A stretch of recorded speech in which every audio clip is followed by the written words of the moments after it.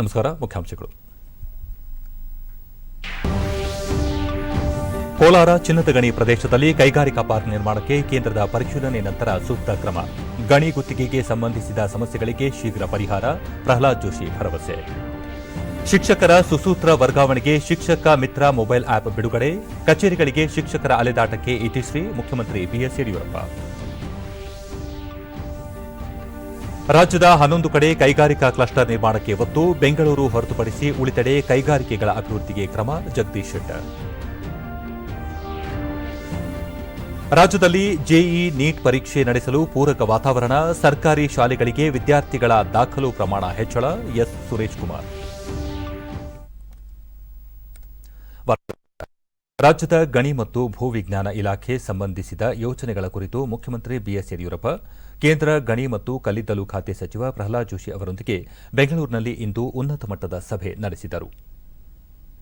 ಸಚಿವರಾದ Jagadish Shettar, CC Patil, R Ashoka, ರಾಜ್ಯ ಸರ್ಕಾರದ ಮುಖ್ಯ ಕಾರ್ಯದರ್ಶಿ ಟಿಎಂ ವಿಜಯಭಾಸ್ಕರ್, ಕೇಂದ್ರ ಗಣಿ ಮತ್ತು ಭೂವಿಜ್ಞಾನ ಸಚಿವಾಲಯದ ಕಾರ್ಯದರ್ಶಿ ಅನಿಲ್ ಕುಮಾರ್ ಜೈನ್ ಸೇರಿದಂತೆ ಉನ್ನತ ಅಧಿಕಾರಿಗಳು ಉಪಸ್ಥಿತರಿದ್ದರು.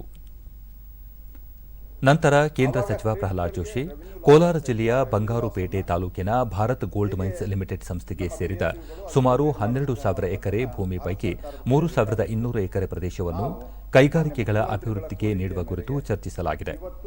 ಇದಕ್ಕೂ ಮೊದಲು 3 ತಿಂಗಳೊಳಗೆ ಈ ಪ್ರದೇಶದಲ್ಲಿ ಭೌತಿಕ ಸಮೀಕ್ಷೆ ನಡೆಸಬೇಕೆಂದು ರಾಜ್ಯ ಸರ್ಕಾರಕ್ಕೆ ತಿಳಿಸಲಾಗಿದೆ ಎಂದರು. ಅದೇ ರೀತಿ ಕೇಂದ್ರದ ಎಂಇಸಿಎಲ್ 6 ತಿಂಗಳಲ್ಲಿ ಪ್ರಸಕ್ತ ಬಳಕೆಯಾಗಿರುವ ಭೂಮಿಯ ಹೊರತಾಗಿ ಬೇರೆ ಪ್ರದೇಶದಲ್ಲಿ ನೈಸರ್ಗಿಕ ಖನಿಜ ಸಂಪತ್ತು ಇರುವ ಬಗ್ಗೆ ಪರಿಶೋಧನೆ ಮಾಡಲಿದೆ. ಅಲ್ಲಿ ಯಾವುದೇ ಖನಿಜ ಇದ್ದರೂ ಅದರಿಂದ ರಾಜ್ಯಕ್ಕೆ ಲಾಭವಾಗಲಿದೆ. ಈ ಪ್ರದೇಶ ಗಣಿಗಾರಿಕೆ ಯೋಗ್ಯವಲ್ಲ ಎಂಬ ವರದಿ ಬಂದರೆ ಕೈಗಾರಿಕಾ ಪಾರ್ಕ್ ನಿರ್ಮಾಣಕ್ಕೆ ಭೂಮಿ ಹಸ್ತಾಂತರಿಸಲಾಗುವುದು ಎಂದು ಪ್ರಹ್ಲಾದ್ ಜೋಶಿ ತಿಳಿಸಿದರು. ಗಣಿಗಳ ಹರಾಜು ಹಾಗೂ ಗುತ್ತಿಗೆಗೆ ಸಂಬಂಧಿಸಿದಂತೆ ಕೇಂದ್ರ ಸರ್ಕಾರ ಅನುಮತಿ ನೀಡುವ ವಿಚಾರದಲ್ಲಿ ವಿಳಂಬವಾಗುತ್ತಿದೆ ಎಂಬ ಅಂಶವನ್ನು ಮುಖ್ಯಮಂತ್ರಿ ಅವರು ತಮ್ಮ ಗಮನಕ್ಕೆ ತಂದಿದ್ದಾರೆ. ಇದನ್ನು ತಪ್ಪಿಸಿ ಆದಷ್ಟು ಬೇಗ ಸರ್ಕಾರಕ್ಕೆ ಅನುಕೂಲ ಮಾಡಿಕೊಡುವ ಸಂಬಂಧ ಕಾನೂನಿಗೆ ತಿದ್ದುಪಡಿ ತರಲಾಗುವುದು ಎಂದು ಸಚಿವರು ತಿಳಿಸಿದರು. ಡಿಪಾರ್ಟ್ಮೆಂಟ್ ವಿಭಾಗದಿಂದ ನಮಗೆ ಅಲ್ಲಿ ಸುಮಾರೊಂದು 3,200 ಎಕರೆ ಲ್ಯಾಂಡ್ ಬೇಕು ಅಂತ ಹೇಳಿದರು. ಆದರೆ ಇವತ್ತು ನಾನು ಮಾನ್ಯ ಮುಖ್ಯಮಂತ್ರಿಗಳಿಗೆ, ಮಾನ್ಯ ಕಂದಾಯ ಸಚಿವರಿಗೆ ಮತ್ತು ಮಾನ್ಯ ಕೈಗಾರಿಕಾ ಮಂತ್ರಿಗಳಿಗೆ ವಿನಂತಿ ಮಾಡಿದ್ದೇವೆ. ನೀವು ನಿಮ್ಮ ಹಂತದಲ್ಲಿ ಡಿಸಿಷನ್ ತೆಗೆದುಕೊಂಡು ಇದನ್ನು ಮೊದಲನೇದು ಬೇಗ ಫಿಸಿಕಲ್ ಸರ್ವೆ ಮಾಡಿಸಿ. Within 3 months you complete the survey. ನಾವು ಭಾರತ ಸರ್ಕಾರದ ಎಂಇಸಿಎಲ್ ಕಡೆಯಿಂದ 6 ತಿಂಗಳಲ್ಲಿ ಯಾವ ಏರಿಯಾ ಎಕ್ಸ್ಪ್ಲೋರ್ ಮಾಡಿಲ್ಲ, whether any natural minerals are there which is not explored so far. Out of the total around 12,000-13,000 acres, some 3,000-4,000 acres now there is a mining activity is done, and also there is a dump is also there. ಅದನ್ನು ಬಿಟ್ಟು ಉಳಿದ area ಏನಿದೆ ಆ ಏರಿಯಾದಲ್ಲಿ whether any natural resources are available, that I have told the MECL to immediately go for the exploration, and I have given them the time of 6 months. B S Yediyurappa ಅನೇಕ ವರ್ಷಗಳಿಂದ ಗಣಿಗಾರಿಕೆಗೆ ಸಂಬಂಧಿಸಿದಂತೆ ನೆನೆಗುದಿಗೆ ಬಿದ್ದಿರುವ ಸಮಸ್ಯೆಗಳನ್ನು ಪರಿಹರಿಸುವುದಾಗಿ ಕೇಂದ್ರ ಸಚಿವರು ಭರವಸೆ ನೀಡಿದ್ದಾರೆ ಎಂದು ಹೇಳಿದರು. ಬಹಳ ವರ್ಷಗಳಿಂದ ಅನೇಕ ಸಮಸ್ಯೆಗಳಿಗೆ ಪರಿಹಾರ ಸಿಕ್ಕಿರಲಿಲ್ಲ. ಆ ಪರಿಹಾರವನ್ನು ಸಿಗೋದಕ್ಕೆ ಅವಕಾಶವನ್ನು ಇವತ್ತು ಪ್ರಹ್ಲಾದ್ ಜೋಶಿ ಅವರು ಮಾಡಿಕೊಟ್ಟಿದ್ದಾರೆ. ಶಿಕ್ಷಕರ ವರ್ಗಾವಣೆ ಸೇರಿದಂತೆ ಹಲವು ಸಮಸ್ಯೆಗಳಿಗೆ ಪರಿಹಾರ ಕಂಡುಕೊಳ್ಳಲು ಇಲಾಖೆ ಅಭಿವೃದ್ಧಿಪಡಿಸಿರುವ ಶಿಕ್ಷಕ ಮಿತ್ರ ಮೊಬೈಲ್ ಆಪ್ಗೆ ಮುಖ್ಯಮಂತ್ರಿ ಬಿಎಸ್ ಯಡಿಯೂರಪ್ಪ ಬೆಂಗಳೂರಿನಲ್ಲಿ ಇಂದು ಚಾಲನೆ ನೀಡಿದರು.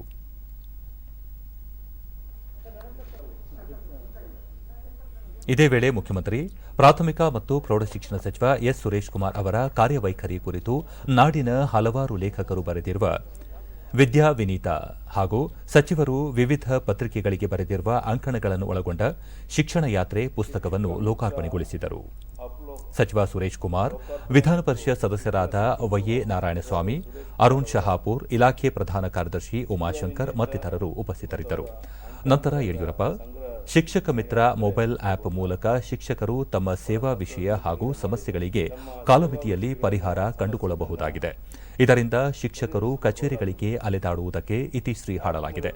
ಈ ಬಾರಿಯ ಸಾರ್ವತ್ರಿಕ ವರ್ಗಾವಣೆ ಅರ್ಜಿಗಳನ್ನು ಆಪ್ ಮೂಲಕ ಸಲ್ಲಿಸಲು ಅವಕಾಶ ಕಲ್ಪಿಸಲಾಗಿದೆ ಎಂದು ಹೇಳಿದರು.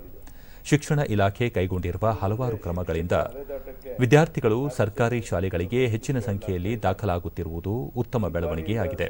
ಇದಕ್ಕಾಗಿ ಶಿಕ್ಷಣ ಸಚಿವರು ಮತ್ತು ಅಧಿಕಾರಿಗಳಿಗೆ ಅಭಿನಂದನೆ ಸಲ್ಲಿಸುವುದಾಗಿ ಅವರು ತಿಳಿಸಿದರು. ಕಲ್ಪಿಸಲಾಗಿದೆ.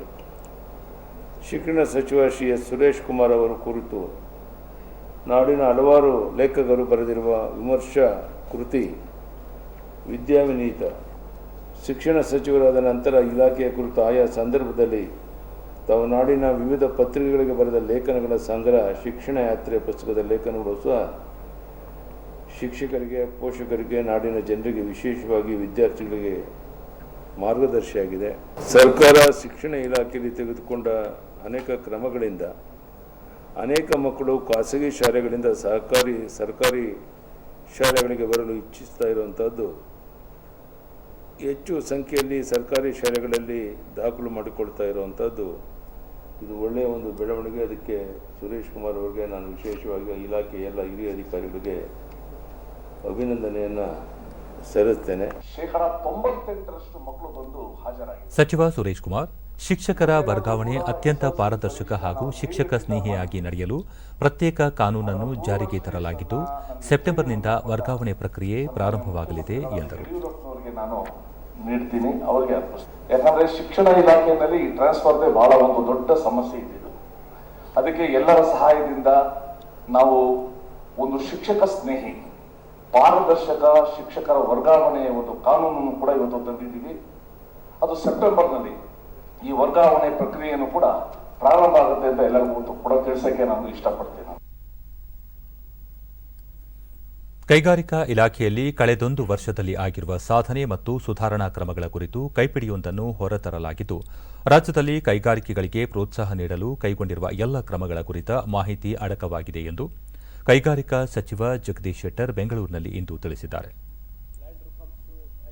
ಮುಖ್ಯಮಂತ್ರಿ ಬಿಎಸ್ ಯಡಿಯೂರಪ್ಪ ನೇತೃತ್ವದಲ್ಲಿ ದಾವೋಸ್ಗೆ ಭೇಟಿ ನೀಡಿ ರಾಜ್ಯದಲ್ಲಿ ಕೈಗಾರಿಕಾ ವಲಯದಲ್ಲಿ ಬಂಡವಾಳ ಹೂಡುವಂತೆ ಉದ್ಯಮಿಗಳಿಗೆ ಮನವಿ ಮಾಡಿರುವುದು ಸೇರಿದಂತೆ ಕೈಗಾರಿಕೆಗಳ ಬೆಳವಣಿಗೆಗೆ ಅನುಕೂಲ ಮಾಡಿಕೊಡಲು ಭೂ ಸುಧಾರಣೆ ಕಾಯ್ದೆಗೆ ತಿದ್ದುಪಡಿ ಮತ್ತಿತರ ವಿಚಾರಗಳ ಕುರಿತ ಮಾಹಿತಿ ಕೈಪಿಡಿಯಲ್ಲಿದೆ ಎಂದರು.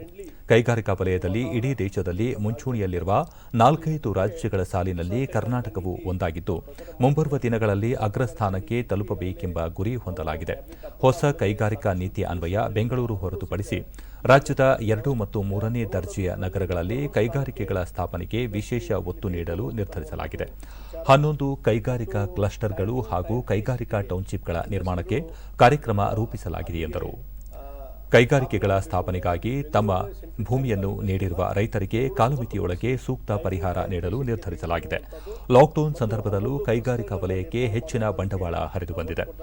ನಾಳೆ ಕೋಲಾರಕ್ಕೆ ಭೇಟಿ ನೀಡಲಿದ್ದು, ಭಾರತ್ ಗೋಲ್ಡ್ ಮೈನ್ಸ್ ಲಿಮಿಟೆಡ್ಗೆ ಸೇರಿದ 3200 ಎಕರೆ ಜಮೀನನ್ನು ರಾಜ್ಯ ಸರ್ಕಾರಕ್ಕೆ ಹಸ್ತಾಂತರಿಸುವಂತೆ ಕೇಂದ್ರ ಸರ್ಕಾರವನ್ನು ಕೋರಲಾಗಿದೆ. ಜಮೀನು ದೊರೆತರೆ ಆ ಪ್ರದೇಶದಲ್ಲಿ ಕೈಗಾರಿಕೆಗಳು ತಲೆ ಎತ್ತಲು ಅಗತ್ಯ ಕ್ರಮ ಕೈಗೊಳ್ಳಲಾಗುವುದು ಎಂದು ಜಗದೀಶ್ ಶೆಟ್ಟರ್ ತಿಳಿಸಿದರು. ಆ ಭೂ ಮಾಲೀಕರಿಗೆ ಸರಿಯಾದಂಥ ಒಂದು ಪರಿಹಾರ ಮತ್ತು ಕಾಲಮಿತಿಯೊಳಗೆ ವಿದಿನ್ ಟೈಮ್ ಲಿಮಿಟ್ ಕೊಡಬೇಕನ್ನುವಂಥದ್ರ ಬಗ್ಗೆ ಇವತ್ತು ಆಲೋಚನೆ ನಾವು ಮಾಡ್ತಾ ಇದ್ದೇವೆ. ಇವತ್ತು ಕೋಲಾರದಲ್ಲಿ ಈ BGML ಏನೋ ಲ್ಯಾಂಡ್ ಇದೆ 3700 ಎಕರೆ, ಅದನ್ನು ನಾವು ಕೊಡಬೇಕನ್ನುವಂಥದ್ದು ನಾವು ರಿಕ್ವೆಸ್ಟ್ ಮಾಡಿದ್ದೇವೆ. ಪ್ರಹ್ಲಾದ್ ಜೋಶಿ ಅವರು ಅದಕ್ಕೆ ಸ್ಪಂದನ ಮಾಡಿದ್ದಾರೆ. ಅದಕ್ಕೊಂದು ಸರ್ವೆ ಮಾಡ್ತೀವಿ, ಆದಷ್ಟು ಬೇಗನೆ ಸರ್ವೆ ಮಾಡಿ ಆ ಒಂದು ಲ್ಯಾಂಡನ್ನು ತೆಗೆದುಕೊಳ್ಳೋಕೆ ಒಂದು ಪ್ರಯತ್ನ ಮಾಡ್ತೀವಿ. ಅದಾದರೆ ಭಾಳ ದೊಡ್ಡ ಪ್ರಮಾಣದಲ್ಲಿ ಅಲ್ಲಿಯೂ ಸಹಿತ ಇಂಡಸ್ಟ್ರಿ ಬರಲಿಕ್ಕೆ ಸಾಧ್ಯತೆ. ಆ ರೀತಿ ಕಾರ್ಯಕ್ರಮ ನಾವು ಹಾಕೋದು. ಶಿಕ್ಷಣ ಇಲಾಖೆ ಜಾರಿಗೆ ತಂದಿರುವ ಶಿಕ್ಷಕ ಮಿತ್ರ, ಶಿಕ್ಷಣವಾಣಿ ಮತ್ತು ಪರಿವರ್ತನಾ ಎಂಬ ವಿನೂತನ ಸೇವೆಗಳಿಗೆ ಪ್ರಾಥಮಿಕ ಮತ್ತು ಪ್ರೌಢಶಿಕ್ಷಣ ಸಚಿವ ಎಸ್ ಸುರೇಶ್ ಕುಮಾರ್ ಬೆಂಗಳೂರಿನಲ್ಲಿ ಇಂದು ಚಾಲನೆ ನೀಡಿದರು. ವಿಧಾನ ಪರಿಷತ್ ಸದಸ್ಯ ವೈಎ ನಾರಾಯಣಸ್ವಾಮಿ, ಶಿಕ್ಷಣ ಇಲಾಖೆಯ ಪ್ರಧಾನ ಕಾರ್ಯದರ್ಶಿ ಉಮಾಶಂಕರ್ ಮತ್ತಿತರರು ಉಪಸ್ಥಿತರಿದ್ದರು. ನಂತರ ಸಚಿವ ಸುರೇಶ್ ಕುಮಾರ್, ಶಿಕ್ಷಣ ಇಲಾಖೆಗೆ ಈ ವರ್ಷ ಸವಾಲಿನ ವರ್ಷವಾಗಿದ್ದು, ನೆರೆ ಹಾಗೂ ಕೋವಿಡ್ನಂತಹ ಸಮಸ್ಯೆಗಳು ಎದುರಾಗಿವೆ. ಇಂತಹ ಸಂದರ್ಭದಲ್ಲೂ ಎಸ್ಎಸ್ಎಲ್ಸಿ ಪರೀಕ್ಷೆಯನ್ನು ಸುಸೂತ್ರವಾಗಿ ನಡೆಸಲಾಗಿದ್ದು, ಇದಕ್ಕೆ ಕಾರಣರಾದ ಶಿಕ್ಷಕ ವೃಂದಕ್ಕೆ ಅಭಿನಂದನೆ ಸಲ್ಲಿಸುವುದಾಗಿ ತಿಳಿಸಿದರು. ಜೆಇಇ ಹಾಗೂ ನೀಟ್ ಪರೀಕ್ಷೆಗಳು ಸಹ ಸವಾಲಾಗಿದ್ದು, ಅವುಗಳನ್ನು ಯಶಸ್ವಿಯಾಗಿ ನಡೆಸಬೇಕಿದೆ. ಕೊರೋನಾ ಬಿಕ್ಕಟ್ಟಿನ ನಡುವೆಯೂ ವಿದ್ಯಾರ್ಥಿಗಳು ಸರ್ಕಾರಿ ಶಾಲೆಗಳಿಗೆ ಹೆಚ್ಚಿನ ಸಂಖ್ಯೆಯಲ್ಲಿ ದಾಖಲಾಗುತ್ತಿದ್ದಾರೆ. ಅವರ ಭವಿಷ್ಯವನ್ನು ಉಜ್ವಲಗೊಳಿಸಲು ಶಿಕ್ಷಣ ಸಮುದಾಯ ಶ್ರಮಿಸಬೇಕು. ತೀವ್ರ ಆರ್ಥಿಕ ಸಂಕಷ್ಟಕ್ಕೆ ಗುರಿಯಾಗಿರುವ ಖಾಸಗಿ ಅನುದಾನ ರಹಿತ ಶಾಲಾ ಶಿಕ್ಷಕರಿಗೆ ಸಹಾಯ ಮಾಡುವ ನಿಟ್ಟಿನಲ್ಲಿ ಪ್ರಯತ್ನಗಳು ಮುಂದುವರೆದಿವೆ ಎಂದರು. ಎಷ್ಟೇ ಮಾರ್ಗಗಳನ್ನ ಹುಡುಕಿ ನನ್ನ ಸ್ನೇಹಿತರ ಜೊತೆ ಚರ್ಚೆ ಮಾಡಿದ್ರು ಕೂಡ ಖಾಸಗಿ ಅನುದಾನ ರಹಿತ ಶಿಕ್ಷಕರಿಗೆ ನೀವು ಈ 5 ತಿಂಗಳಲ್ಲಿ ಯಾರಿಗೆ ಸಂಬಳವೇ ಬಂದಿಲ್ಲ ಅವ್ರಿಗೆ ನಾವೇನು ಕೂಡ ಮಾಡಕ್ ಆಗಿಲ್ಲ. ನಾವು ಏನೇನೋ ಸರ್ಕಸ್ ಮಾಡ್ತಾ ಇದ್ದೀವಿ. ಶಿಕ್ಷಕರು ತರಕಾರಿ ಮಾರಕ್ಕೆ ಹೋಗಿರೋದು ಕೇಳಿ ಬಹಳ ದುಃಖ ಆಗ್ತದೆ. ಶಿಕ್ಷಕರು ನರೇಗಾಗಿ ಕಾರ್ಯ ಮಾಡಕ್ ಹೋಗಿರೋದು ಕೇಳಿದ್ರೆ ಬಹಳ ದುಃಖ ಆಗುತ್ತೆ. ನಾವು ಏನಾದ್ರು ಸಹಾಯ ಮಾಡೋಣ ಅಂತ ನಮ್ಮ ಪ್ರಧಾನ ಕಾರ್ಯದರ್ಶಿಗಳು, ಆಯುಕ್ತರು, ವಿಧಾನ ಪರಿಷತ್ ಸದಸ್ಯರ ಜೊತೆ ನಾನು ಚರ್ಚೆ ಮಾಡಿದ್ದೀನಿ. ಆ ಸಂಖ್ಯೆ ಬಹಳ ದೊಡ್ಡದಿದೆ. ನಮಗೆ ಸಂಖ್ಯೆನೇ ಸರಿಯಾಗಿ ಸಿಗ್ತಾ ಇಲ್ಲ. ಕೆಲವರು 2 ಲಕ್ಷ ಹೇಳ್ತಾರೆ, ಕೆಲವು 2.5 ಲಕ್ಷ ಹೇಳ್ತಾರೆ, ಕೆಲವು 3 ಲಕ್ಷ ಹೇಳ್ತಾರೆ. ಜೊತೆಗೆ ಆ ಸಪೋರ್ಟಿಂಗ್ ಸ್ಟಾಫ್ ಅಂತ ಒಂದಿದೆ, ಅದ್ರದ್ದು ಕೂಡ ಸಂಖ್ಯೆ ಬಹಳ ಇದೆ. ಕಾರ್ಮಿಕ ಹಾಗೂ ಸಕ್ಕರೆ ಸಚಿವ ಶಿವರಾಂ ಹೆಬ್ಬಾರ್ ಅವರು ಇಂದು ಹುಬ್ಬಳ್ಳಿಯ ಇಎಸ್ಐ ಆಸ್ಪತ್ರೆಗೆ ಭೇಟಿ ನೀಡಿ ಪರಿಶೀಲನೆ ನಡೆಸಿ ವೈದ್ಯರು, ಸಿಬ್ಬಂದಿಗಳಿಂದ ಮಾಹಿತಿ ಪಡೆದರು.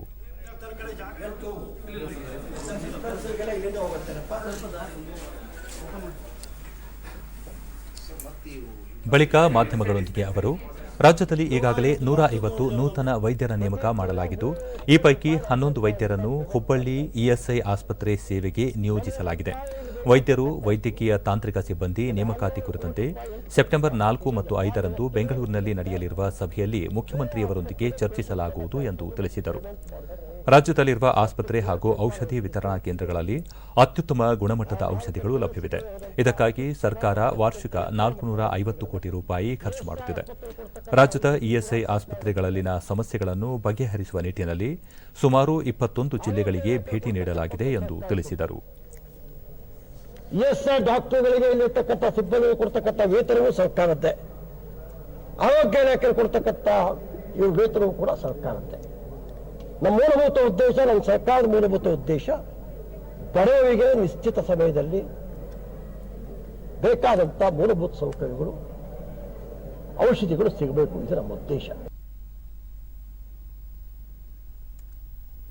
ಮುಂದಿನ 3 ರಿಂದ 6 ತಿಂಗಳೊಳಗೆ ರಾಷ್ಟ್ರೀಯ ಡಿಜಿಟಲ್ ಆರೋಗ್ಯ ಯೋಜನೆ ದೇಶದಾದ್ಯಂತ ಜಾರಿಯಾಗಲಿದೆ ಎಂದು ಕೇಂದ್ರ ಆರೋಗ್ಯ ಮತ್ತು ಕುಟುಂಬ ಕಲ್ಯಾಣ ಸಚಿವ ಡಾ ಹರ್ಷವರ್ಧನ್ ತಿಳಿಸಿದ್ದಾರೆ.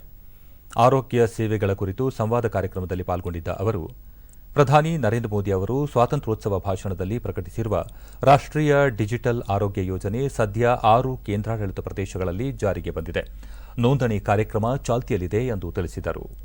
ಈ ಯೋಜನೆಯಿಂದ ದೇಶದ ಯಾವುದೇ ಮೂಲೆಯಲ್ಲಿರುವ ಜನರೂ ಸಹ ಟೆಲಿಮೆಡಿಸಿನ್ ಸೇವೆಯ ಮೂಲಕ ತುರ್ತು ಆರೋಗ್ಯ ಸೇವೆ ಪಡೆದುಕೊಳ್ಳುವ ಸೌಲಭ್ಯ ದೊರೆಯಲಿದೆ ಎಂದು ತಿಳಿಸಿದರು. ऊर्जा के केंद्र बनने वाले हैं, जहां हर प्रकार का प्रिवेंशन, पॉजिटिव हेल्थ और प्रोमोटिव हेल्थ ये बड़े पैमाने पर डेवलप हो सकता है. लेकिन इसके लिए स्वास्थ्य के अधिकारियों के साथ साथ आपके जैसे दूरदर्शी और जमीन पर काम करने वाले नेता के लगातार मार्गदर्शन और सुपरविजन की आवश्यकता होगी. प्रधानमंत्री जी ने टीबी को भारत से 2025 तक जड़ से समाप्त करने के लिए निर्णय लिया है, संकल्प लिया है, स्वप्न देखा है. सारी दुनिया 2030 तक कोशिश कर रही है, हम 2025 तक कोशिश कर रहे हैं. और इस स्वप्न को साकार करने के लिए मध्य प्रदेश जैसे बड़े प्रदेशों की सरकारों के और अधिकारियों के बहुत बड़े सहयोग की हम सब लोगों को आवश्यकता है. ನೂತನ ರಾಷ್ಟ್ರೀಯ ಶಿಕ್ಷಣ ನೀತಿಯು ಭವಿಷ್ಯದ ಯುವ ಭಾರತವನ್ನು ಸೃಷ್ಟಿಸುವಲ್ಲಿ ಮಹತ್ವದ ಪಾತ್ರ ವಹಿಸಲಿದೆ ಎಂದು ಕೇಂದ್ರ ಶಿಕ್ಷಣ ಸಚಿವ ರಮೇಶ್ ಪೋಖ್ರಿಯಾಲ್ ನಿಶಾಂಕ್ ಹೇಳಿದ್ದಾರೆ. ಶಿಕ್ಷಣ ನೀತಿ ಕುರಿತ ಸಮ್ಮೇಳನದಲ್ಲಿ ಪಾಲ್ಗೊಂಡಿದ್ದ ಅವರು, ಇಂದು ಇಡೀ ಜಗತ್ತಿನಲ್ಲಿ ಭಾರತದ ಹೊಸ ಶಿಕ್ಷಣ ನೀತಿಯ ಬಗ್ಗೆ ಚರ್ಚೆ ನಡೆಯುತ್ತಿದೆ ಎಂದರು. ಮುಂದಿನ 25 ವರ್ಷಗಳ ಯುವ ಭಾರತ ಸಶಕ್ತವಾಗಿ ಮುನ್ನಡೆಯಬೇಕಿದೆ. ಈ ಹಿನ್ನೆಲೆಯಲ್ಲಿ ಶಿಕ್ಷಣ ನೀತಿಯಲ್ಲಿ ಬದಲಾವಣೆ ತರಲಾಗಿದೆ ಎಂದರು. ಗ್ರಾಮೀಣ ಭಾಗದ ಮಕ್ಕಳು ಸಹ ಆತ್ಮವಿಶ್ವಾಸದಿಂದ ಸಾಗುವಂತಹ ವಿಕಾಸದ ಮಾರ್ಗ ಸೃಷ್ಟಿಸಲಾಗುತ್ತಿದೆ ಎಂದು ಹೇಳಿದರು. यदि मैं समझता हूं कि 3 वर्ष के बच्चे से लेकर के और उच्चतम शिक्षा तक कैसे कैसे उसको समय समय तक उसको पकड़ करके उसकी क्षमताओं का विकास करके कैसे उसको आगे बढ़ाया जा सकता है, ये शिक्षा नीति उस पर निर्भर है, उसकी आधारशिला है। और इसलिए पूरी दुनिया का सबसे बड़ा व्यापक परामर्श शायद ही कभी किसी नीति के लिए हुआ होगा, वो ये शिक्षा नीति है। पूरी दुनिया में इतना बड़ा परामर्श नहीं हुआ। ಬೆಂಗಳೂರು ವಿಶ್ವವಿದ್ಯಾಲಯ ಆಯೋಜಿಸಿದ್ದ ರಾಷ್ಟ್ರೀಯ ಶಿಕ್ಷಣ ನೀತಿ 2020ರ ಮುಖ್ಯಾಂಶಗಳು ಹಾಗೂ ಅನುಷ್ಠಾನ ಕುರಿತ ಕಾರ್ಯಾಗಾರದಲ್ಲಿ ಉಪಮುಖ್ಯಮಂತ್ರಿ ಗೋವಿಂದ ಕಾರಜೋಳ ವಿಡಿಯೋ ಕಾನ್ಫರೆನ್ಸ್ ಮೂಲಕ ಭಾಗವಹಿಸಿದ್ದರು. ಈ ವೇಳೆ ಅವರು ರಾಜ್ಯದಲ್ಲಿ ರಾಷ್ಟ್ರೀಯ ಶಿಕ್ಷಣ ನೀತಿ ಅನುಷ್ಠಾನಕ್ಕೆ ಪೂರ್ವ ಸಿದ್ಧತೆ ಮಾಡಿಕೊಳ್ಳಲಾಗಿದೆ. ನೂತನ ಶಿಕ್ಷಣ ನೀತಿ ಅನುಷ್ಠಾನದ ಬಳಿಕ ಶಿಕ್ಷಣ ಕ್ಷೇತ್ರದಲ್ಲಿ ಕ್ರಾಂತಿಕಾರಿ ಬದಲಾವಣೆಯಾಗುವ ನಿರೀಕ್ಷೆ ಇದೆ. ಈ ಹಿನ್ನೆಲೆ 3 ರಿಂದ 6 ವರ್ಷದ ಮಕ್ಕಳ ಕಲಿಕೆಗೆ ನೂತನ ಕಲಿಕಾ ಕಾರ್ಯಕ್ರಮವನ್ನು ರೂಪಿಸಲಾಗುವುದು. ಇದರಿಂದ ಮಕ್ಕಳ ಆಸಕ್ತಿಗಳಿಗೆ ಅನುಗುಣವಾಗಿ ವಿಷಯಗಳ ಆಯ್ಕೆಗೂ ಹೆಚ್ಚು ಸಹಕಾರಿಯಾಗಲಿದೆ. ಪ್ರಾಯೋಗಿಕ ತಂತ್ರಜ್ಞಾನ ಮತ್ತು ಕಲೆಗೆ ಹೆಚ್ಚಿನ ಅವಕಾಶ ಕಲ್ಪಿಸಲಾಗುವುದು. ಮಕ್ಕಳ ಪ್ರತಿಭೆಯ ಪ್ರೋತ್ಸಾಹಕ್ಕೂ ಹೆಚ್ಚಿನ ಒತ್ತು ನೀಡಲಾಗುವುದು ಎಂದು ತಿಳಿಸಿದರು. ರಚನೆ ಅಂದರೆ 5+3+4 ಆಗಿರುತ್ತದೆ. ಇದರಿಂದ 3 ರಿಂದ 5ರವರೆಗೆ ಪೂರ್ವ ಶಾಲೆ, 6 ರಿಂದ 8ರವರೆಗೆ ಮಧ್ಯಮ, 8 ರಿಂದ 11ರವರೆಗೆ ಪ್ರೌಢಶಾಲೆ ಹಾಗೂ 12 ರಿಂದ ಪದವಿ. ಯಾವುದೇ ಪದವಿಯು 4 ವರ್ಷಗಳ ಅವಧಿಯದ್ದಾಗಿರುತ್ತದೆ. 3ನೇ ವಯಸ್ಸಿನಿಂದ 6ನೇ ವಯಸ್ಸಿನವರೆಗೆ ಮಕ್ಕಳಿಗೆ ಕಲಿಸಲು ಹೊಸ ಕಲಿಕಾ ಕಾರ್ಯಕ್ರಮವನ್ನು ರೂಪಿಸಲಾಗುವುದು. 6ನೇ ತರಗತಿ ವೃತ್ತಿಪರ ಶಿಕ್ಷಣ ಲಭ್ಯವಾಗಲಿದೆ. ಇದರಿಂದ ಮಕ್ಕಳಲ್ಲಿ ಚಿಕ್ಕ ವಯಸ್ಸಿನಲ್ಲೇ ಸೂಕ್ತ ಚೇತನದಲ್ಲಿರುವ ಪ್ರತಿಭೆಯನ್ನು ಗುರುತಿಸಿ ಪೋಷಿಸಲು ಅನುಕೂಲವಾಗುತ್ತದೆ. ಅವರ ಆಸಕ್ತಿಗೆ ಅನುಗುಣವಾಗಿ ವಿಷಯಗಳನ್ನು ಆಯ್ಕೆ ಮಾಡಿಕೊಳ್ಳಬಹುದಾಗಿದೆ. ಎಲ್ಲಾ ಉನ್ನತ ಶಿಕ್ಷಣವನ್ನು ಕೇವಲ ಒಂದು ಪ್ರಾಧಿಕಾರದಿಂದ ನಿಯಂತ್ರಿಸಲಾಗುತ್ತದೆ. ದೇಶದ ಎಲ್ಲಾ ಶಿಕ್ಷಕರಿಗೆ ಹೊಸ ಶಿಕ್ಷಕ ತರಬೇತಿ ಮಂಡಳಿಯನ್ನು ಸ್ಥಾಪಿಸಲಾಗುವುದು. ವಿದ್ಯಾರ್ಥಿಗಳ ಪ್ರಾಯೋಗಿಕ ಮತ್ತು ತಂತ್ರಜ್ಞಾನದ ಮೇಲೆ ಹೆಚ್ಚಿನ ಗಮನ ಹರಿಸಲಾಗುವುದು. ಕಲೆ ಮತ್ತು ಮಾನವೀಯತೆಯ ಜೊತೆಗೆ ಹೆಚ್ಚಿನ ವಿಜ್ಞಾನವನ್ನು ಕಲಿಯುವ ಗುರಿಯನ್ನು ಹೊಂದಲಿದ್ದಾರೆ. ವಿದ್ಯಾರ್ಥಿಗಳಿಗೆ ವಿದ್ಯಾಭ್ಯಾಸಕ್ಕಾಗಿ ಸೌಲಭ್ಯಗಳನ್ನು ನೀಡಲು ಅವಕಾಶ ಕಲ್ಪಿಸಲಾಗಿದೆ. ಅಂತಿಮ ಪದವಿ ಪರೀಕ್ಷೆಗಳನ್ನು ನಡೆಸುವ ಯುಜಿಸಿ ತೀರ್ಮಾನಕ್ಕೆ ಸರ್ವೋಚ್ಚ ನ್ಯಾಯಾಲಯ ಇಂದು ಹಸಿರು ನಿಶಾನೆ ತೋರಿದೆ. ನ್ಯಾಯಮೂರ್ತಿ ಅಶೋಕ್ ಭೂಷಣ್ ನೇತೃತ್ವದ ತ್ರಿಸದಸ್ಯ ಪೀಠ ಸೆಪ್ಟೆಂಬರ್ 30ರೊಳಗೆ ಪದವಿ ಪರೀಕ್ಷೆಗಳನ್ನು ನಡೆಸುವುದು ಕಡ್ಡಾಯವಲ್ಲ, ಅಗತ್ಯವಾದರೆ ದಿನಾಂಕವನ್ನು ಮುಂದೂಡಬಹುದು. ಆದರೆ ಪರೀಕ್ಷೆಗಳನ್ನು ರದ್ದುಪಡಿಸಲು ಸಾಧ್ಯವಿಲ್ಲ, ಪರೀಕ್ಷೆಗಳಿಲ್ಲದೆ ಪದವಿ ನೀಡಲು ಸಾಧ್ಯವಿಲ್ಲ ಎಂದು ತೀರ್ಪು ನೀಡಿದೆ.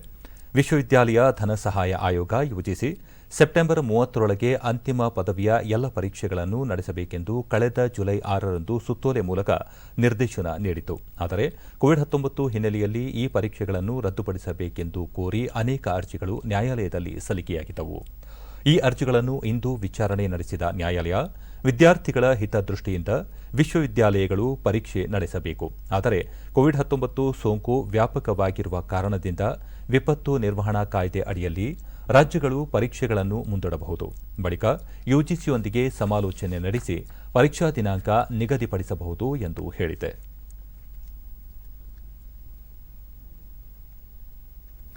ಹಣಕಾಸು ಒಳಗೊಳ್ಳುವಿಕೆಯ ಉದ್ದೇಶದಿಂದ ಜಾರಿಗೆ ತರಲಾದ ಪ್ರಧಾನಮಂತ್ರಿ ಜನ್ಧನ್ ಯೋಜನೆಗೆ ಇಂದಿಗೆ 6 ವರ್ಷ ತುಂಬಿದೆ. 2014ರ ಆಗಸ್ಟ್ 28ರಂದು ಪ್ರಧಾನಮಂತ್ರಿ ನರೇಂದ್ರ ಮೋದಿ ಈ ಯೋಜನೆಯನ್ನು ಪ್ರಕಟಿಸಿದ್ದರು. ಇದು ಜಗತ್ತಿನ ಅತ್ಯಂತ ದೊಡ್ಡ ಹಣಕಾಸು ಒಳಗೊಳ್ಳುವಿಕೆ ಕ್ರಮವಾಗಿದೆ. ದೇಶದ ಆರ್ಥಿಕ ವ್ಯವಸ್ಥೆಯಲ್ಲಿ ಮಹತ್ವದ ಸುಧಾರಣೆಗೆ ಕಾರಣವಾದ ಜನ್ಧನ್ ಯೋಜನೆಯಡಿ ಈವರೆಗೆ 40,35,00,000 ಖಾತೆಗಳನ್ನು ತೆರೆಯಲಾಗಿದ್ದು, ಈ ಪೈಕಿ ಶೇಕಡಾ 63.6ರಷ್ಟು ಗ್ರಾಮೀಣ ಪ್ರದೇಶದ ಖಾತೆದಾರರನ್ನು ಹೊಂದಿದೆ. ಒಟ್ಟಾರೆ 55.2ರಷ್ಟು ಮಹಿಳಾ ಖಾತೆದಾರರಿದ್ದು, ಮಹಿಳೆಯರ ಆರ್ಥಿಕ ಸ್ವಾವಲಂಬನೆಗೆ ಈ ಯೋಜನೆ ಅತ್ಯಂತ ಪರಿಣಾಮಕಾರಿಯಾಗಿದೆ. ಈ ಕುರಿತು ಟ್ವೀಟ್ ಮಾಡಿರುವ ಪ್ರಧಾನಿ ನರೇಂದ್ರ ಮೋದಿ, 6 ವರ್ಷಗಳ ಹಿಂದೆ ಆರಂಭವಾದ ಈ ಕಾರ್ಯಕ್ರಮ ಮಹತ್ವದ ಆರ್ಥಿಕ ಬದಲಾವಣೆ ತರುವ ಸಾಮರ್ಥ್ಯ ಹೊಂದಿದ್ದು, ಬಡತನ ನಿವಾರಣಾ ಉಪಕ್ರಮಗಳಿಗೆ ಅಡಿಪಾಯವಾಗಿ ಕಾರ್ಯನಿರ್ವಹಿಸುತ್ತಿದೆ, ಕೋಟ್ಯಂತರ ಜನರಿಗೆ ಅನುಕೂಲವಾಗಿದೆ ಎಂದು ಹೇಳಿದ್ದಾರೆ. ಹಲವಾರು ಕುಟುಂಬಗಳು ಸುಭದ್ರವಾಗಿದ್ದು ಹೆಚ್ಚು ಫಲಾನುಭವಿಗಳು ಗ್ರಾಮೀಣ ಭಾಗದ ಮತ್ತು ಮಹಿಳೆಯರೇ ಆಗಿರುವುದು ವಿಶೇಷವಾಗಿದೆ. ಈ ಯೋಜನೆಯನ್ನು ಯಶಸ್ವಿಯಾಗಿ ಜಾರಿಗೊಳಿಸಲು ಅವಿರತವಾಗಿ ದುಡಿದ ಪ್ರತಿಯೊಬ್ಬರ ಕಾರ್ಯ ಶ್ಲಾಘನೀಯ ಎಂದು ಪ್ರಧಾನಿ ಅವರು ತಿಳಿಸಿದ್ದಾರೆ.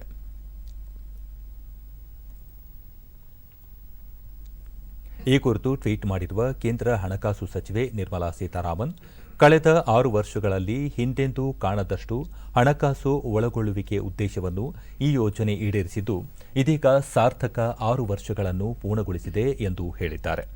ಪ್ರಧಾನಮಂತ್ರಿ ಜನಧನ ಯೋಜನೆಯು ಜನಕೇಂದ್ರಿತ ಆರ್ಥಿಕತೆಯ ಬುನಾದಿಯಾಗಿದೆ ಎಂದು ಕೇಂದ್ರ ಹಣಕಾಸು ಸಚಿವೆ ನಿರ್ಮಲಾ ಸೀತಾರಾಮನ್ ಅಭಿಪ್ರಾಯಪಟ್ಟಿದ್ದಾರೆ.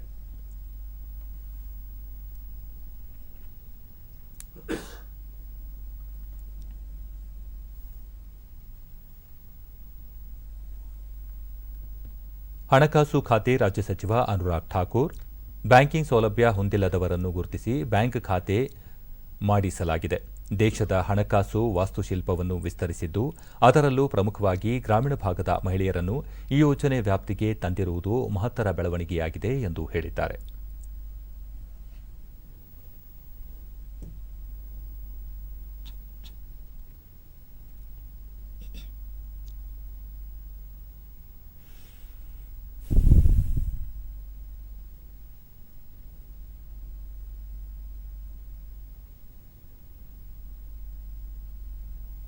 ವಾರ್ತಾ ಮತ್ತು ಪ್ರಸಾರ ಖಾತೆ ಸಚಿವ ಪ್ರಕಾಶ್ ಜಾವಡೇಕರ್ 40 ಕೋಟಿ 35 ಲಕ್ಷ ಬ್ಯಾಂಕ್ ಖಾತೆಗಳು ಜನಧನ ಯೋಜನೆ ಅಡಿಯಲ್ಲಿ ತೆರೆಯಲ್ಪಟ್ಟಿವೆ. ಇವುಗಳಲ್ಲಿ ಶೇಕಡಾ 63ರಷ್ಟು ಗ್ರಾಮೀಣ ಭಾಗದಲ್ಲಿ ತೆರೆಯಲ್ಪಟ್ಟಿವೆ ಎಂದು ತಿಳಿಸಿದ್ದಾರೆ. ಕೇಂದ್ರ ಸರ್ಕಾರದ ಯೋಜನೆಗಳಲ್ಲಿ ಒಂದಾದ ಮುದ್ರಾ ಯೋಜನೆಯಿಂದಾಗಿ ಹಲವರು ಸ್ವಂತ ಉದ್ಯೋಗ ಆರಂಭಿಸಲು ಸಹಕಾರಿಯಾಗಿದೆ. ಹಾಸನ ಜಿಲ್ಲೆಯ ಲತಾ ಮೊದಲು ಜನ್ಧನ್ ಖಾತೆ ತೆರೆದು ಅನಂತರ ಬ್ಯಾಂಕ್ನಿಂದ ಮುದ್ರಾ ಯೋಜನೆಯಡಿ ಸಾಲ ಪಡೆದು ಪುಸ್ತಕ ಅಂಗಡಿ ಆರಂಭಿಸಿ ಯಶಸ್ವಿಯಾಗಿ ವ್ಯಾಪಾರ ವಹಿವಾಟು ನಡೆಸುತ್ತಿದ್ದಾರೆ. ರೆಡಿ ನ್ಯೂಸ್ನೊಂದಿಗೆ ಲತಾ ಈ ಮೊದಲು ಮುದ್ರಾ ಯೋಜನೆಯಡಿ 50,000 ಸಾಲ ಪಡೆದು ವ್ಯಾಪಾರ ಆರಂಭಿಸಿದ್ದೆವು. ಆದರೆ ಲಾಕ್ಡೌನ್ ನಂತರ ವ್ಯಾಪಾರ ಕುಂಠಿತವಾಗಿತ್ತು. ಇದೀಗ ಬ್ಯಾಂಕ್ನಿಂದ 10,000 ರೂಪಾಯಿ ಖಾತೆಗೆ ಜಮೆಯಾಗಿದೆ. ಇದರಿಂದ ವ್ಯಾಪಾರಕ್ಕೆ ಹೆಚ್ಚು ಅನುಕೂಲವಾಗಿದೆ ಎಂದರು. ಕೆನರಾ ಬ್ಯಾಂಕ್ ಪ್ರಾದೇಶಿಕ ಕಚೇರಿ ಸಹಾಯಕ ನಿರ್ವಾಹಕ ಜಗದೀಶ್, ಕೊರೋನಾದಿಂದಾಗಿ ಸಂಕಷ್ಟಕ್ಕೀಡಾಗಿದ್ದ ವ್ಯಾಪಾರಿಗಳಿಗೆ ನೆರವಾಗಲು ಜನಧನ್ ಹಾಗೂ ಕಿಸಾನ್ ಸಮ್ಮಾನ್ ಯೋಜನೆಯ ಮೂಲಕ ಬ್ಯಾಂಕ್ ಖಾತೆಗೆ ನೇರವಾಗಿ ಹಣವನ್ನು ಜಮೆ ಮಾಡಲಾಗುತ್ತಿದೆ. ಸಣ್ಣ ಉದ್ಯಮಗಳನ್ನು ಪ್ರೋತ್ಸಾಹಿಸಲು ಬ್ಯಾಂಕ್ನಿಂದ ಸಾಲ ನೀಡಲಾಗುತ್ತಿದೆ ಎಂದರು. ಏನು ಹೊಂದಿದ್ದಾರೆ ಅಂತ ಒಂದು ಫಲಾನುಭವಿಗಳಿಗಾಗಿ ಸುಮಾರು ಒಂದು ಸ್ಕೀಮ್ಗಳು ತಂದಿದ್ವಿ. ಒಂದು 3 ತಿಂಗಳು ನಾವು ಅವರ ಇನ್ಸ್ಟಾಲ್ಮೆಂಟ್ ಕಟ್ಟೋದಕ್ಕೆ ನಾವು ಪರ್ಮಿಟ್ ಮಾಡಿದ್ವಿ. ಅಂದರೆ 3 ತಿಂಗಳು ಆದಮೇಲೆ ಕಟ್ಬೋದು ಅಂತ. ಫೆಬ್ರವರಿ ತನಕ ಯಾರು ಅಪ್ಡೇಟ್ ಕಟ್ಟಿರ್ತಾರೆ, ಮಾರ್ಚ್, ಏಪ್ರಿಲ್, ಮೇ ಈ 3 ಇನ್ಸ್ಟಾಲ್ಮೆಂಟನ್ನು ನಾವು ಅವ್ರಿಗೆ ಪೋಸ್ಟ್ಪೋನೆಂಟ್ ಅಂತ ಮಾಡ್ಬಿಟ್ಟು ಕೊಟ್ಟಿದ್ದೀವಿ.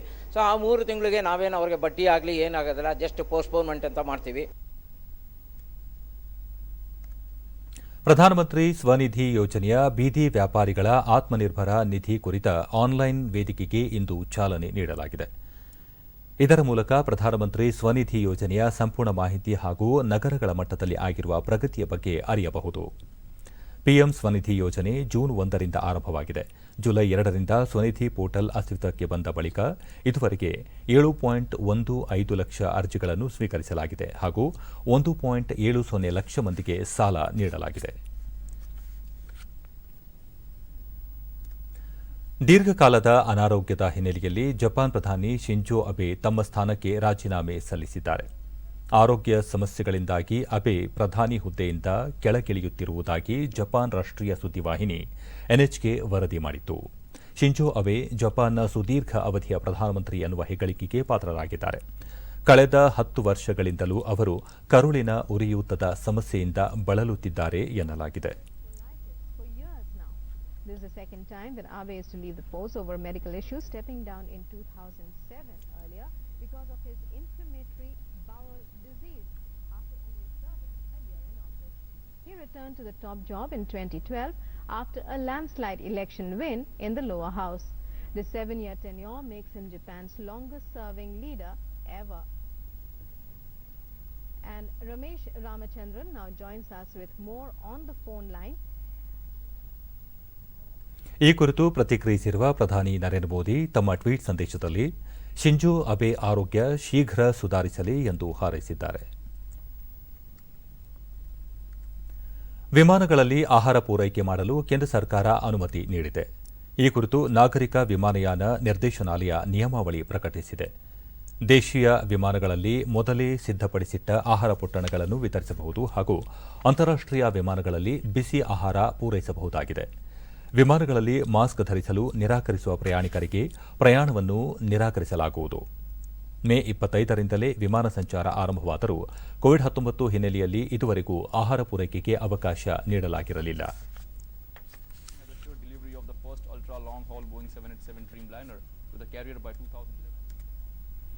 ಬೆಂಗಳೂರಿನ ಮಹಾಲಕ್ಷ್ಮಿ ಬಡಾವಣೆಯ ಬೋವೆಪಾಳ್ಯದಲ್ಲಿ ಬಿಬಿಎಂಪಿ ವತಿಯಿಂದ ನಿರ್ಮಿಸಲಾಗಿರುವ ಶ್ರೀ ಜಯಚಾಮರಾಜೇಂದ್ರ ಒಡೆಯರ್ ಬ್ಯಾಡ್ಮಿಂಟನ್ ಕೋರ್ಟ್ ಅನ್ನು ಕೇಂದ್ರ ರಾಸಾಯನಿಕ ಮತ್ತು ರಸಗೊಬ್ಬರ ಖಾತೆ ಸಚಿವ ಡಿವಿ ಸದಾನಂದಗೌಡ ಇಂದು ಉದ್ಘಾಟಿಸಿದರು. ಈ ಸಂದರ್ಭದಲ್ಲಿ ಸಚಿವ ಕೆ ಗೋಪಾಲಯ್ಯ ಮತ್ತಿತರರ ಮುಖಂಡರು ಉಪಸ್ಥಿತರಿದ್ದರು. ಬಳಿಕ ಅವರು ಕೊರೋನಾ ಮಹಾಮಾರಿ ಬಿಕ್ಕಟ್ಟಿನ ನಡುವೆಯೂ ರಾಜ್ಯದಲ್ಲಿ ಅಭಿವೃದ್ಧಿ ಕಾರ್ಯಗಳು ಮುಂದುವರಿಯುತ್ತಿವೆ. ಕೊರೋನಾ ಪರಿಸ್ಥಿತಿ ಹಿನ್ನೆಲೆಯಲ್ಲಿ ಜನರು ಎಲ್ಲ ರೀತಿಯ ಮುನ್ನೆಚ್ಚರಿಕೆ ಕ್ರಮಗಳನ್ನು ಕೈಗೊಂಡು ಆರೋಗ್ಯ ರಕ್ಷಣೆಗೆ ವಿಶೇಷ ಗಮನ ಹರಿಸಬೇಕು ಎಂದು ಮನವಿ ಮಾಡಿದರು. ಇಡೀ ವಿಶ್ವದಲ್ಲೇ ಭಾರತ ಎಲ್ಲ ರಂಗಗಳಲ್ಲಿ ಯಶಸ್ವಿಯಾಗಿ ಮುನ್ನಡೆಯುತ್ತಿದ್ದು, ದೇಶದಲ್ಲಿ 60% ಯುವ ಸಮೂಹ ಇದ್ದು, ಅವರ ದೈಹಿಕ ಸಾಮರ್ಥ್ಯ ವೃದ್ಧಿಗೆ ಮತ್ತು ಆರೋಗ್ಯಕ್ಕಾಗಿ ಕ್ರೀಡೆಗೆ ವಿಶೇಷ ಆದ್ಯತೆ ನೀಡಬೇಕಾಗಿದೆ ಎಂದರು. ರಾಷ್ಟ್ರೀಯ ಕ್ರೀಡಾ ಪ್ರಶಸ್ತಿ ಪ್ರದಾನ ಸಮಾರಂಭ ನಾಳೆ ನಡೆಯಲಿದೆ. ದೇಶದಲ್ಲಿ ಆಗಸ್ಟ್ 29ರಂದು ರಾಷ್ಟ್ರೀಯ ಕ್ರೀಡಾ ದಿನವನ್ನು ಆಚರಿಸಲಾಗುತ್ತದೆ. ಪ್ರತಿ ವರ್ಷ ಈ ದಿನದಂದು ರಾಷ್ಟ್ರೀಯ ಕ್ರೀಡಾ ಪುರಸ್ಕಾರಗಳನ್ನು ಪ್ರದಾನ ಮಾಡಲಾಗುತ್ತದೆ. ಈ ಬಾರಿ ಕೋವಿಡ್-19 ಸಾಂಕ್ರಾಮಿಕದ ಹಿನ್ನೆಲೆಯಲ್ಲಿ ವರ್ಚುವಲ್ ಸಮಾರಂಭ ಆಯೋಜಿಸಲಾಗಿದೆ. ಈ ಕುರಿತು ಮಾಹಿತಿ ನೀಡಿರುವ ಕೇಂದ್ರ ಕ್ರೀಡಾ ಸಚಿವ ಕಿರಣ್ ರಿಜಿಜು, ರಾಷ್ಟ್ರೀಯ ಕ್ರೀಡಾ ದಿನದಂದೇ ಕ್ರೀಡಾ ಪ್ರಶಸ್ತಿಗಳನ್ನು ಪ್ರದಾನ ಮಾಡಲಾಗುತ್ತಿದೆ. ಇದರಲ್ಲಿ ರಾಷ್ಟ್ರಪತಿಗಳು ಭಾಗಿಯಾಗಲಿದ್ದಾರೆ ಎಂದು ತಿಳಿಸಿದರು. ಕ್ರೀಡಾ ಸಚಿವಾಲಯ ಇತ್ತೀಚೆಗೆ ಆಯೋಜಿಸಿದ್ದ ದೃಢ ಭಾರತದ ಸ್ವಾತಂತ್ರ್ಯ ಓಟದಲ್ಲಿ 15 ಲಕ್ಷಕ್ಕೂ ಅಧಿಕ ಮಂದಿ ಪಾಲ್ಗೊಂಡಿದ್ದರು ಎಂದು ಹೇಳಿದರು.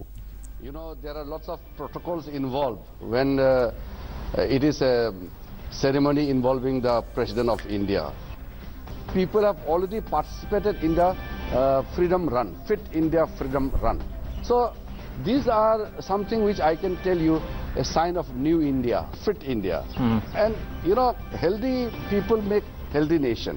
So I have by and large accepted the entire recommendations of one of the very few countries in the world where we put the para-athletes at par with the ಕ್ರೀಡಾ ಕ್ಷೇತ್ರದ ಅತ್ಯುನ್ನತ ಪ್ರಶಸ್ತಿಯಾದ ಖೇಲ್ ರತ್ನ ಪ್ರಶಸ್ತಿಗೆ ಈ ವರ್ಷ ಕ್ರೀಡಾ ತಾರೆಗಳಾದ ರೋಹಿತ್ ಶರ್ಮಾ, ಟಿ ಮರಿಯಪ್ಪನ್, ಮಣಿಕಾ ಬಾತ್ರಾ, ವಿನೇಶ್ ಫೋಗಟ್, ರಾಣಿ ರಾಂಪಾಲ್ ಭಾಜನರಾಗಿದ್ದಾರೆ. ಇವರೊಂದಿಗೆ ಅರ್ಜುನ ಪುರಸ್ಕೃತರಿಗೂ ಪ್ರಶಸ್ತಿ ಪ್ರದಾನ ಮಾಡಲಾಗುವುದು.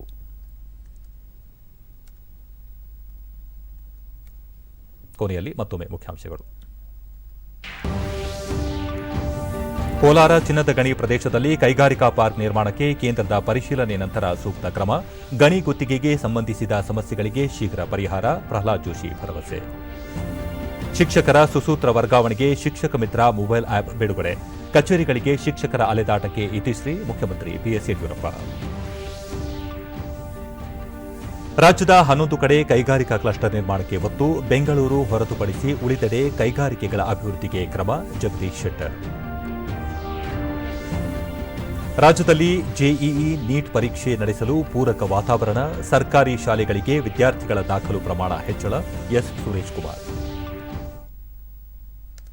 ನಮ್ಮ ಮುಂದಿನ ವಾರ್ತಾ ಪ್ರಸಾರ ರಾತ್ರಿ 9 ಗಂಟೆಗೆ ಚಂದನದಲ್ಲಿ. ನಮಸ್ಕಾರ.